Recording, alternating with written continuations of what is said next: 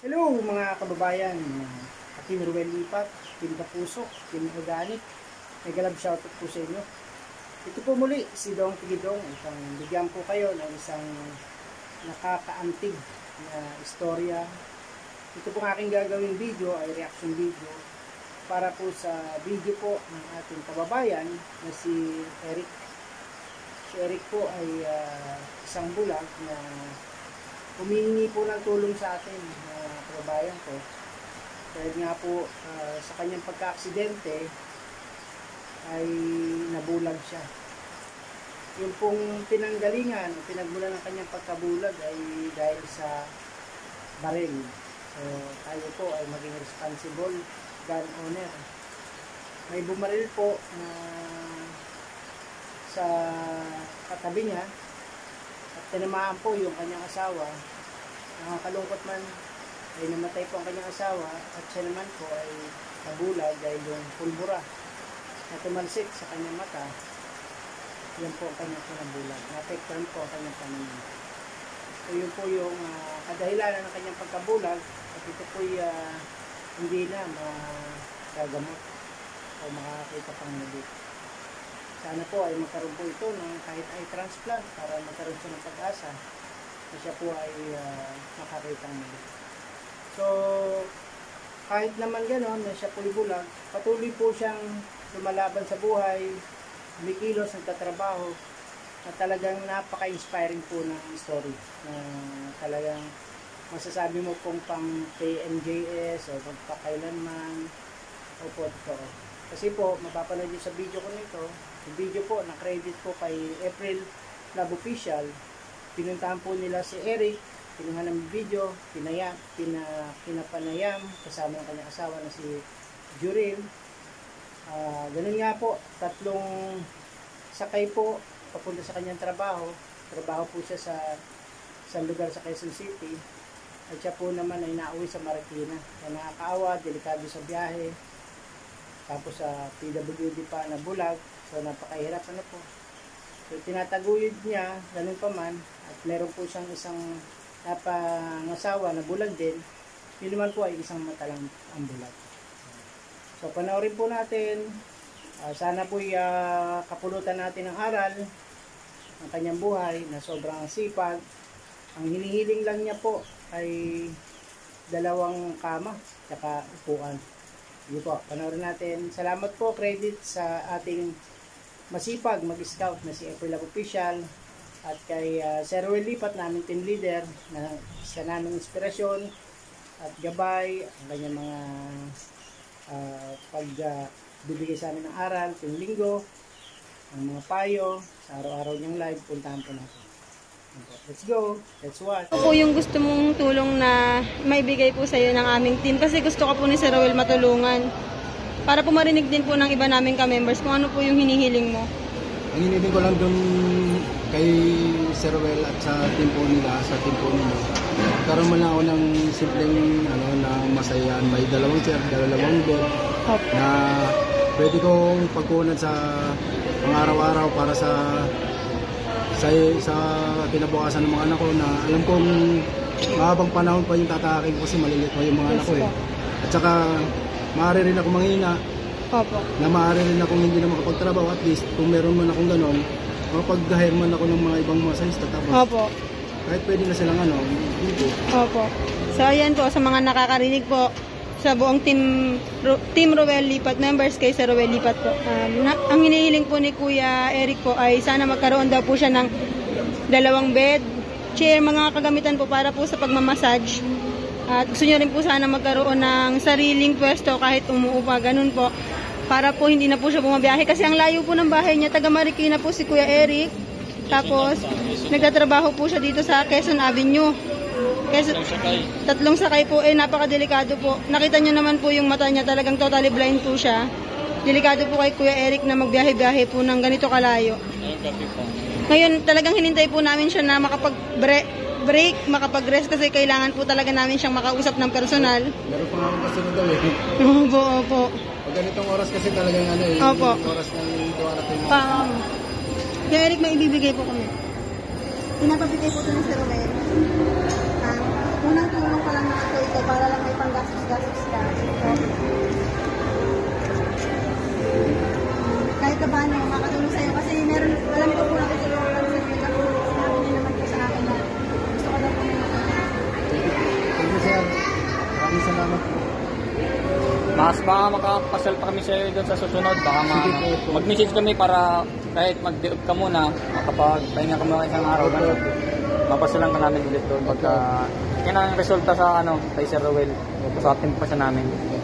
Medyo na ano po kasi, ano po kayo, tatlo po kayong pinuntahan na. Kaya medyo matagal din po yung ano kasi magkakahiwalay po yung lugar eh. Pero at least po, nandito kami ngayon para masabi mo po kung ano yung gusto mo, makausap pa rin po namin. Salamat kaya Eric. Salamat. Ganun po sa ano sa uwi. Bali hanggang ngayon po kami ngayon eh. Yung gabi na pala. Minsan nakakaya ako sa bahay ng ng mag-11. Grabe. Ilang sakay ka nun? Bali tatlo. Galing, Hindi naniligaw. galing ni Kuya Eric, ayan po. Hindi naman po. Nagtatanong-tanong naman po ako sa mga taong nakakasabay ko. Tsaka kung sakali man wala naman po kasabay, abisado ko naman po yung yung mga bababahan ko, tsaka yung kung saan po ako pupunta, tsaka yung jeep na sinasakyan ko po. Bago ako umakyat, Tinatanong, opo. sigurado ko po kung talagang papunta po doon yung linya. Ayan. Akala ko talaga, ano lang, isang matangin ulat yung hindi nakakita sa'yo. Wala to, kaligline po. Naliblind pala. Ano po kasi bali, ride ako yung nangyari sa buhay ko. Ibig sabihin po, hindi po kayo bulag dati? Hindi po. Ah, Bali, 2016 na ako nabulag. wala, bago lang. Tapos nag-aaral po ako magmasahe para makapagtrabaho po.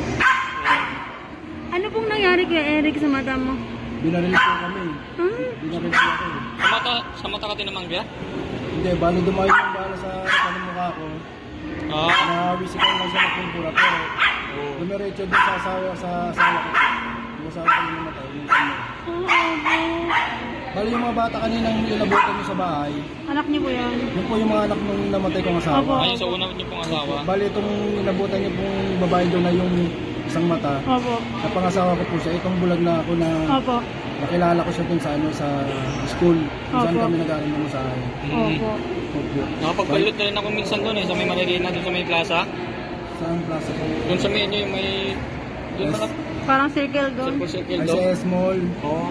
Doon, nakapagpalot Ano na yung nga ako. yung pinapangarap ko na magkaroon man lang sana ng para kasi Doon ka maggusto? malapit lang. Hindi, meron daw uupahan. Meron po daw bagong ginagawa lang siyang establishment na parang hindi naman siya malaking mall.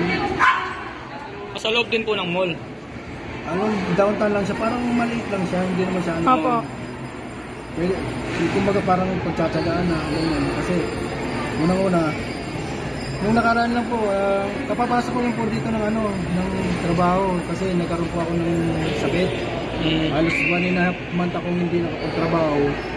Nagkaroon ako ng lumbar problem na yung meron akong problema sa spine. Ngayon nagpagaling ako, wala naman po akong pampadoktor. Bale, sinarili kong sikap na mag-exercise, mag-stretching. Kasi wala naman akong pang Noon ko pa sana yung yung Sir Rowell po. aksidente nga lang na nakita ko yun, ma'am eh. Paano niyo po siya nakilala? Nagsesearch ako ng ng Roel Cortez. Opo. Lipat yung nanay. Paano po yun? Pinapakinggan niyo lang po? Opo, may cellphone po ako. Yung cellphone niyo po para po talaga sa mga kagaya mong bulag. Sa screen yan. Tapos po, Nagsasalita ko siya. opo. Ginagamit niyo po yung talking niya. Opo, kasi para malaman niya. Yun oo. Yan po. Ang galing ano. Nagsasalita po yan. Parang following instruction. Opo, na opo. namin. So, Yan ayan. nga po, aksidente lang na search ko si... Opo. Tapos napakinggan mo na. Oo na, sabi ko tumutulong pala. Ito na, ko na, baka sakali. Tingnan nyo naman po, nakita nyo naman po yung Opo. sitwasyon ng buhay namin, di ba? Kaya nga po, tsaka yung asawa niyo bulag din po yung isang mata niya. Tapos ang liliit pa ng mga anak ko. Kaya nga po. Kaya yung kumbaga, yung inaano ko is panghabang panahon na Opo. maaari makatulong sa buhay namin sa amin. Opo. Tsaka hindi ka nalalayo. Malapit-lapit na Ay, doon hindi na sa'yo. rin Kaya ako. nga po, delikado rin yung ginagawa mong pagbayahe-biyahe. Opo. Kahit sabihin mo kabisado mo na kung may mga adik-adik mo. So ayan, ano po, 2016 lang daw po si Kuya Eric na bulag. Bali, hindi po talaga siya bulag nung ipinanganak. Hindi nyo ba nakita yung ano ko doon dati? Yung picture ko doon sa bahay? Hindi po. Ay, hindi nyo napansin. Hindi ko na napansin. Katabi ko yung may picture frame ako doon na yung katabi ko pa yung namatay kong asawa eh. Hindi ka pa bulag, ano? Hindi pa ako. Ano po yun yung, yung picture frame doon? Ikaw po ba yun? Yung may nakasabit na medal. Opo, ay hindi ko napansin. Basta may nakita akong isang picture frame doon na may magkasamang babae at lalaki. Hindi ko lang po matandaan kung may medal yun. Yung may nakasabit na medal ako po yun. Akin din po yun. Yun po yung medal ko yun. Kasi nag-try din ako ng ng tawag dito na mag-Philippine team Opo. sa bowling. Opo. Yung nga lang, walang ako lang ang sponsor, magastos yung bowling. Opo. Opo. Kaya umayaw na lang ako. Opo. So ayan po, si Kuya Eric po ay lumapit po kay Sir Rowel Lipat po para matulungan siya. Meron po kasi siyang hiniling kay Sir Rowel Lipat dahil nga po marunong na po siyang mag-massage. Natutunan po niya simula po nung nabulag siya, inaral niya po para magkaroon siya ng hanap buhay. Dahil po meron po si Kuya Eric, 6 na anak po yung anak mo po, di ba? So ayan Kuya Eric, ano po, tatanungin lang po kita, gaano po kahirap yung nararanasan mo ngayon simula nung nagkaroon ka ng ganyang kapansanan po? Araw-araw po mahirap. Minuto, pagising sa umaga, yung bang realize, yung ano ko sa pagising sa umaga, bulag ako. Tapos, harapin ko naman yung bagong umaga ko, yung bagong araw ko. Opo. Sobrang mahirap po, nadadala na, pag ganyan po yung nadadala po ako. Okay lang po, okay lang. Ano po yung maipapayo nyo sa mga katulad nyo na nawawala ng pag-asa sa buhay nila? Ay, sikap lang, tsaka una-una, ang dasal lang palagi sa Diyos. Humingi ng gabay, taas ng loob, humingi ng wisdom para at least maturuan tayo ng Diyos kung saan yung direksyon ng buhay natin, kung paano tayo kikilos sa araw-araw. Tapos lagi magpapasalamat, unang-una lagi magpapasalamat kahit na problema, pagsubok ang dumating, lagi pa rin magpasalamat kasi yun yung mag-ano sa atin, yun yung magbo-boost ng moral natin, tsaka yung para harapin natin yung kinabukasan. Maging matatag tayo, kinabukasan may problema pa rin, at least patuloy tayong tumatatag at tumitibay.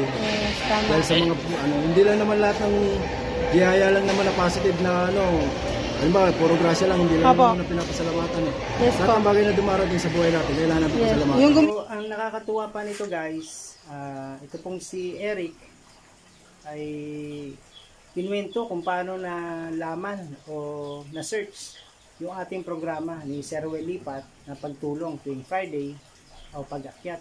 Mayroon po kasi siya mga tinutulungan na sobrang dami na. Lalo na po, ang requirement natin ngayon ay akyat po tayo ng Friday live. Or meron din po ng Sunday morning. So ito pong si Eric, kinuwento niya na kaya niya po na-research si Rowel Lipat ay may cellphone po siya na blind guided, pwede po ito sa pambulag.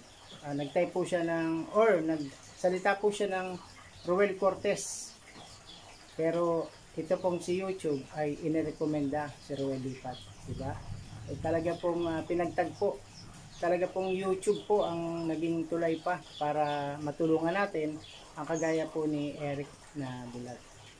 Ayan. Salamat po sa panonood. Sana po ay may natutunan tayong aral.